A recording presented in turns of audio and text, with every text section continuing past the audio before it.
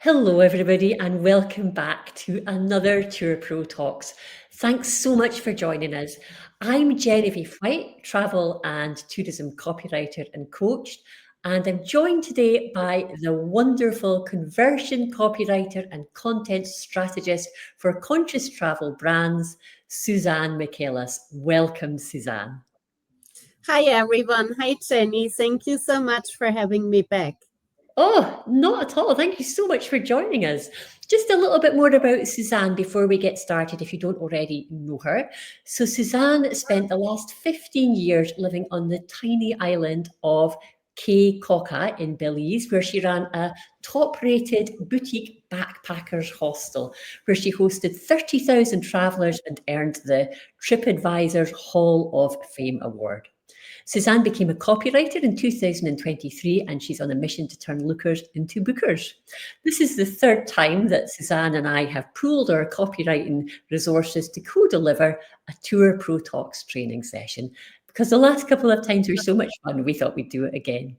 So we're here today to talk about testimonials and how you can get them working harder for you. Because if there's one thing that really gets our goat, it's testimonials being wasted when they could be bringing you in bookings. So Suzanne and I are just going to get started in a moment. But before we do, I'd like to ask our lovely audience to say hello, say where you're watching or listening from, and I've also got a question for you. And the question's this: could you have a think about the last testimonial you received and answer this question? Was it the kind that made you excited to share it with a potential guest, or the kind that made you think, nah, well, I suppose it's better than nothing?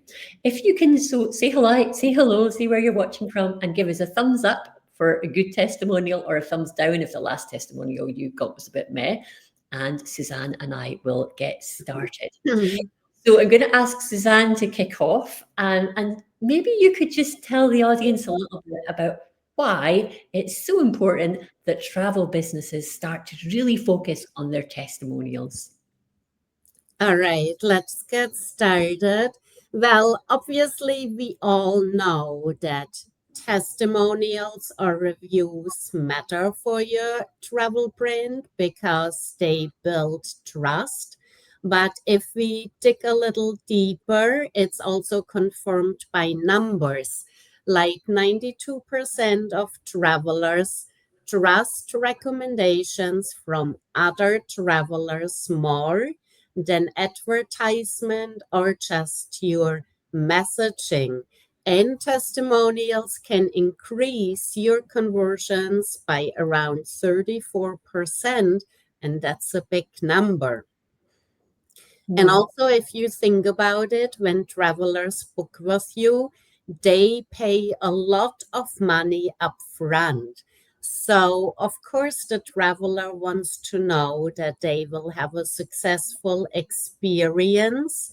And to support your messaging, if you're able to show a testimonial, you're adding more value and you're building that reassurance so much faster, because travel decisions are emotional.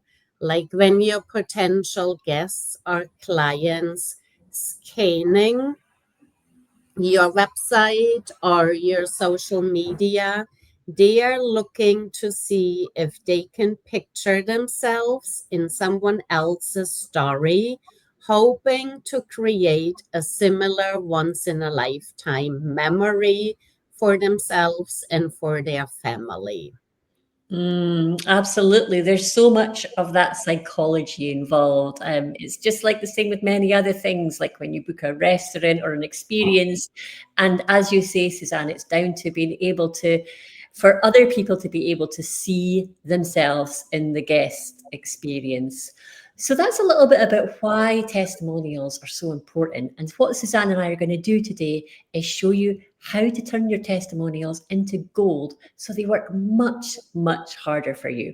There's two main parts to this session today. First of all, we're going to show you how to get better testimonials by asking better questions and asking at the right time. And second, we're going to talk a little bit about testimonial placement, Where can you put your testimonials so they create the most impact? Now, before we go on to all of this, we were getting lots of hellos and comments. We're just going to say hi to some of you. We've got Hang from Cyprus. Hang, hello. Yep, can't wait to hear how your special day was in Cyprus last week. And hello, Claire from St. Andrews, Cyprus, St. Andrews, lots of lovely sunny places. David from Sydney and Anna from Dublin. Hello. And oh, hello, Anne from rainy Oxford. Lovely to see you today, and lovely to see all of you. And Julianne from Grosse Ile, and Sarah from Paris. Hello, Sarah. Oh, And Holly. Hello, Holly. Lovely to see you here as well. And Holly says, when I was at Nestle, they mandated ratings and reviews as we saw that the average consumer who was exposed to review was 70% more likely to purchase. There we go. The proof is in the pudding there. And I don't know what happened there, but anyway, yeah, back to Holly's comment. So, thank you. That's great to get started. I don't think it's got any thumbs up or thumbs down in amongst that, so I don't know what that means. Do feel free to share with us your testimonial stories, and in the meantime, Susanne and I are going to get on with things. So, right, Susanne.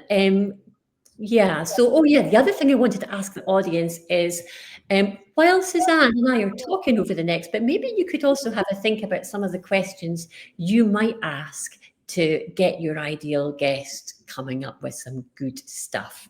And Susanne, can you talk to us a little bit more about the importance of asking better questions and what these better questions might be?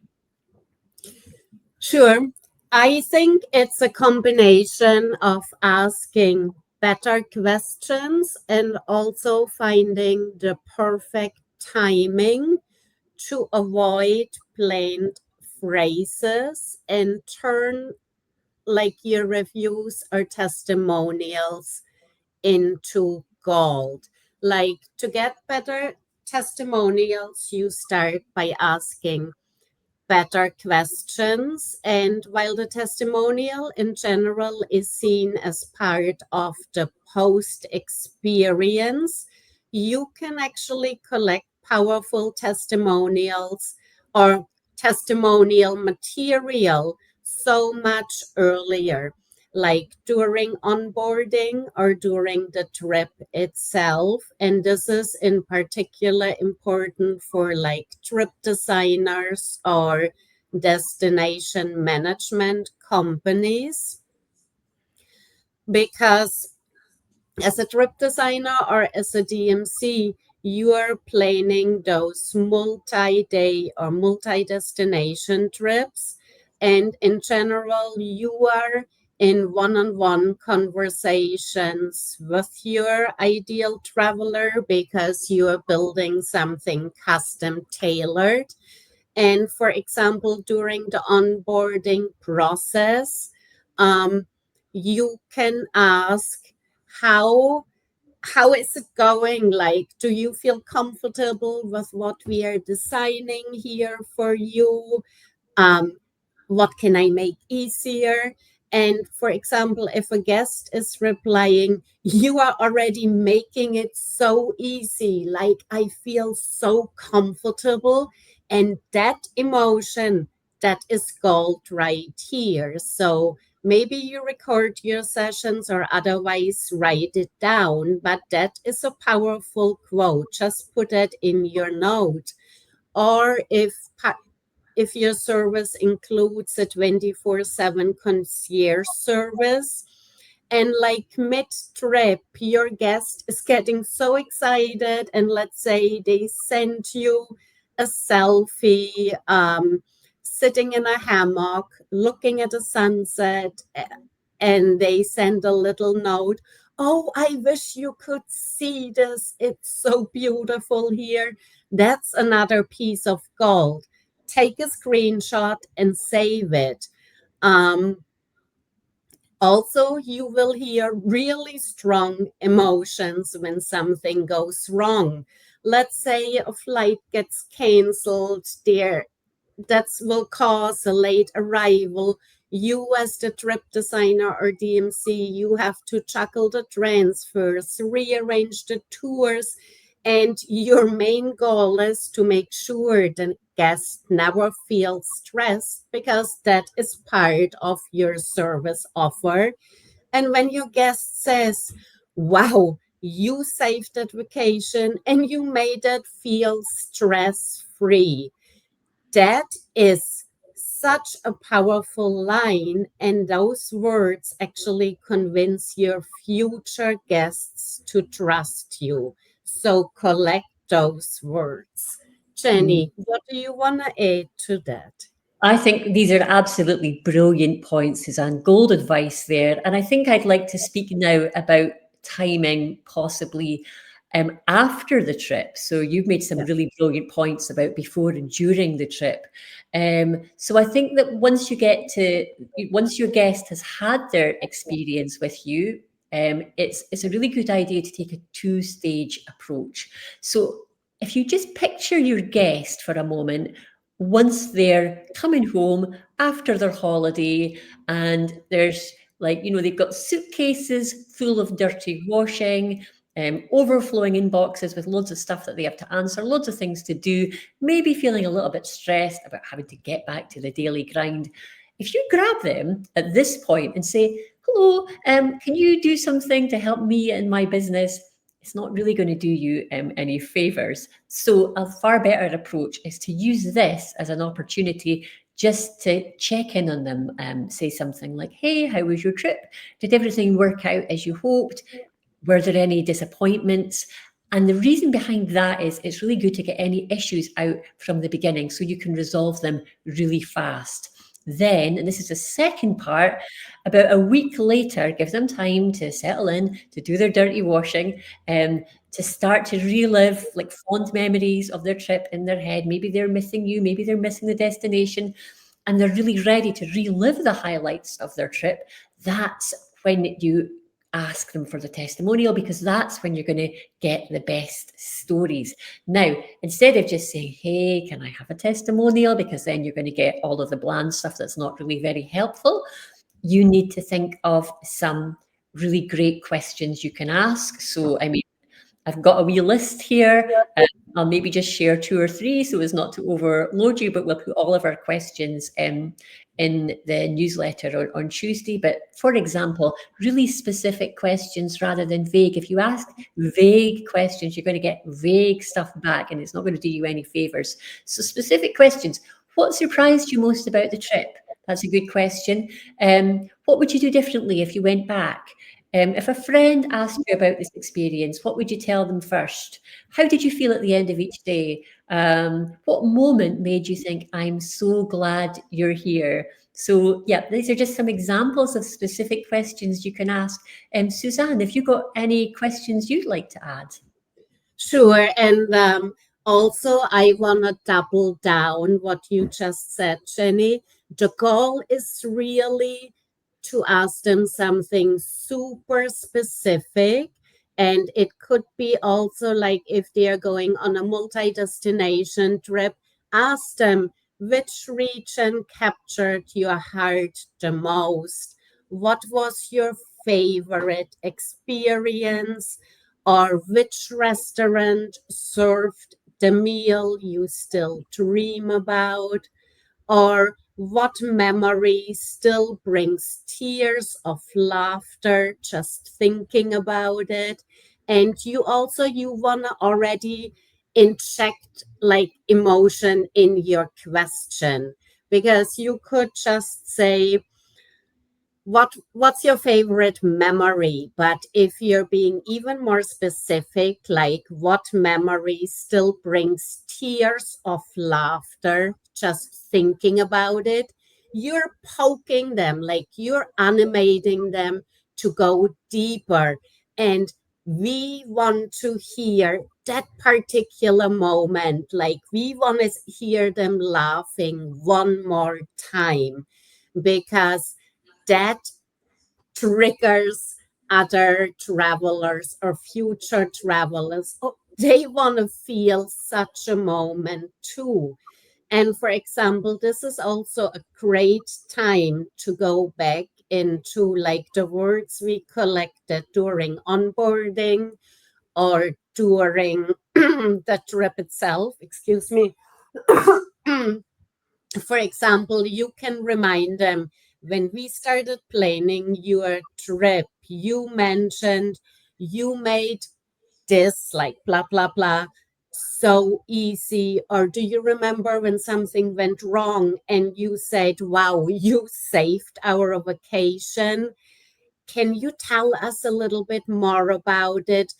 Do you remember the relief you felt? um because those are all such strong emotions we want to capture.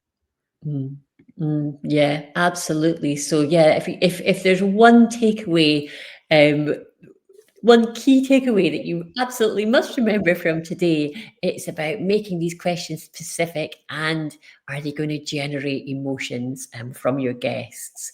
So, yeah, hopefully that should have lots of ideas for questions to kind of round in your head. Audience, if you've got any really good question ideas that you might like to ask or run past us, do let us know. If there's any lovely ones in there, I'll make sure to add them to the newsletter on Tuesday. And of course, you'll get credited as well.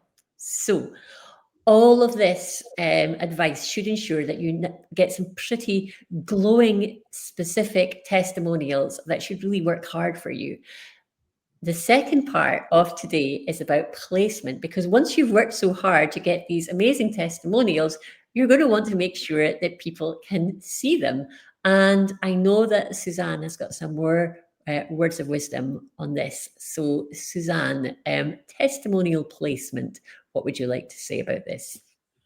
Well, right now, since you collected by now such amazing testimonials, of course, besides placing them on your publishing them on, I don't know, TripAdvisor or wherever it's important for you, your strongest testimonials, of course, you want to put them to work on your website. Mhm. And on your website, we often see the problem that you place all of them in one location and your future traveler needs to swipe through to see them. Or you might even have a specific testimonial page, and I call that you're hiding your testimonials. And plus, if you have a testimonial page or you have like a carousel where you make your readers swipe, you're putting your readers to work. Like they need to do an extra step to even read through them. But it's so much more powerful and it has a much higher conversion power if you place them exactly where you need them. Like if you have your introduction text on your home page, and after, for example, you just take a testimonial snippet. You don't need to show the big testimonial, just a little snippet, for example, from the very first email. They understood the kind of trip we wanted. I never felt so taken care of in the planning stage. That is such a supportive line for your homepage message. Or then on your service page, it might be for a tour or for a room page at your boutique property. If you just add a line like, we booked the beachfront villa and woke up every day to the sound of waves. It was private, calm, and even better than the photos. This the selling just took place. Like this snippet of the testimonial is so powerful, and it reconfirms your message, what you're trying to say. Or let's say you are a destination management company and a guest just wrote you, our 10-day journey through Morocco was seamless, from the Medinas of Fez to the Sahara Desert and finally the Atlas Mountains. Every transfer, every guide, every hotel felt perfectly coordinated. We covered so much ground and never did we feel rushed. Like this, it is so detailed and it has emotion, and it basically cuts down on half of your messaging because what you are trying to what's the word? What you want to share with your future traveler. This person just mentioned all of that in her review. Let's pick one more.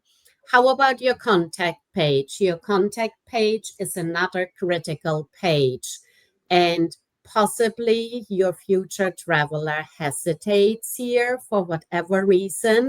They want to contact you and they want to make sure one last time, am I really in the right place? Is this trip designer or DMC the most perfect fit for me? And now imagine you have a little testimonial snippet here, something like, the booking process was quick, clear, and stress free. It set the tone for my entire trip. This is such a relief. Right before I'm contacting you, if I had a little bit of doubt left, it was the pressure is released. Or let me pick one last one. From the moment we booked, I knew we would be looked after. That peace of mind was priceless.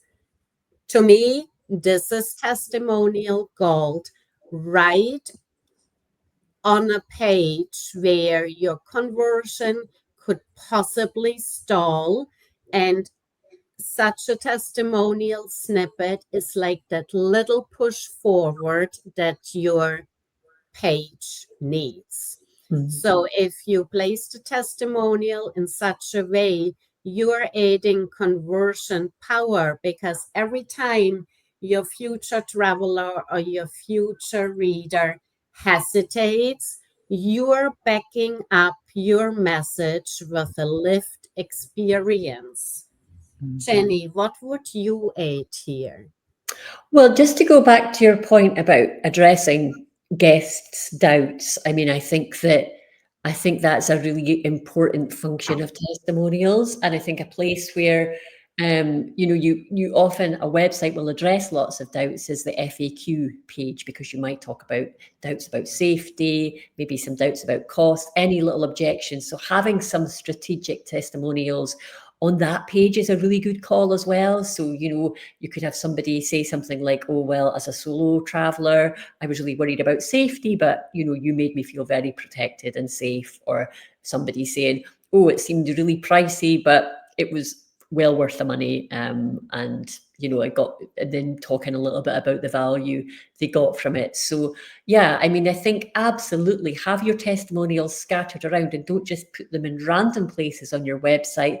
Each time think, what's the purpose of this particular page on my website, and how can my testimonial back that up?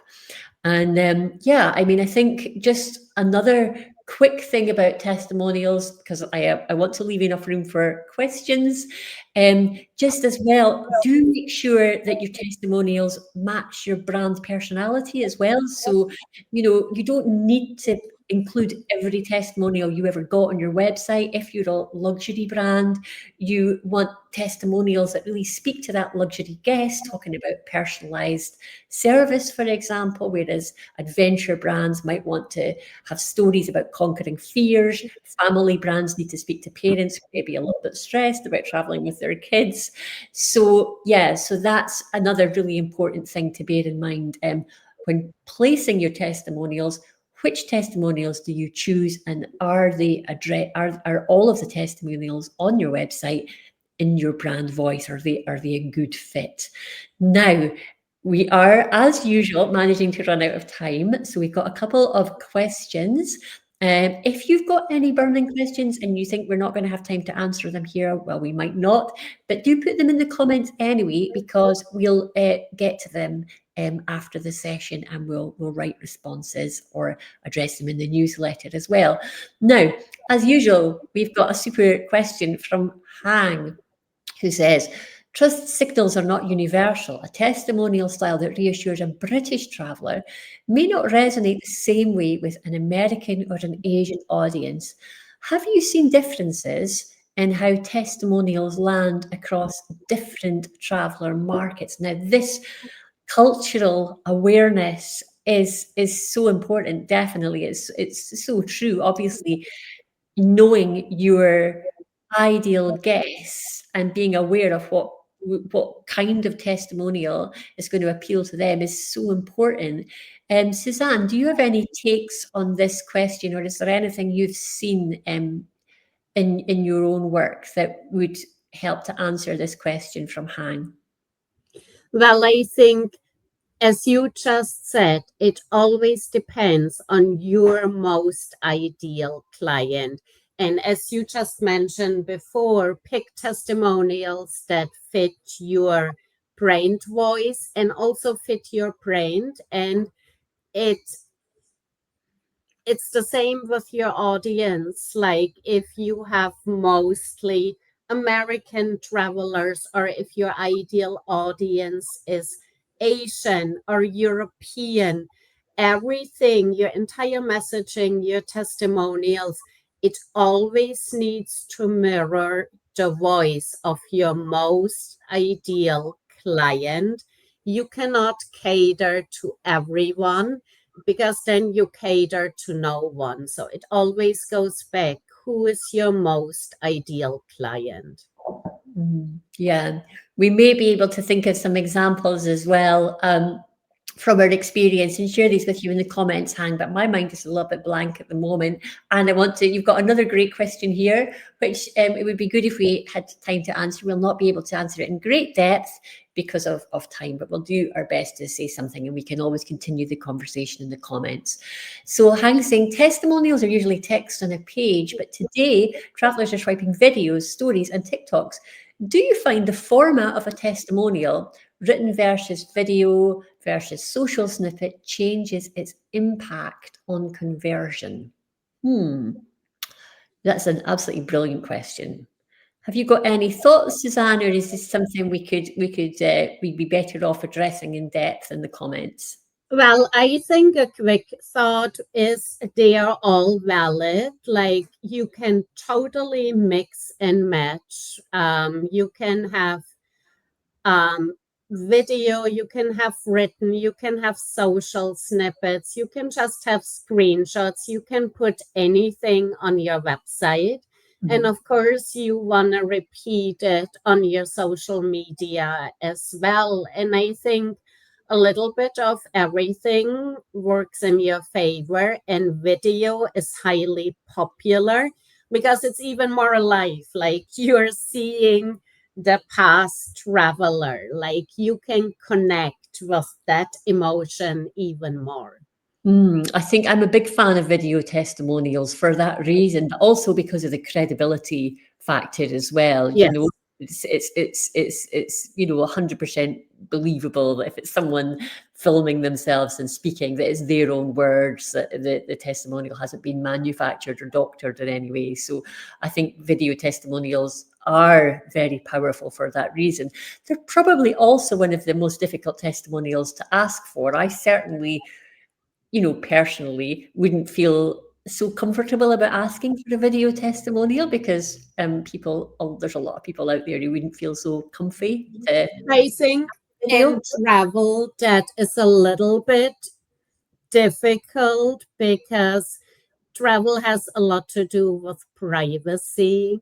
So Yeah, I'm not sure how comfortable families are, especially families with children, that's if they true. would be comfortable about Yeah. it.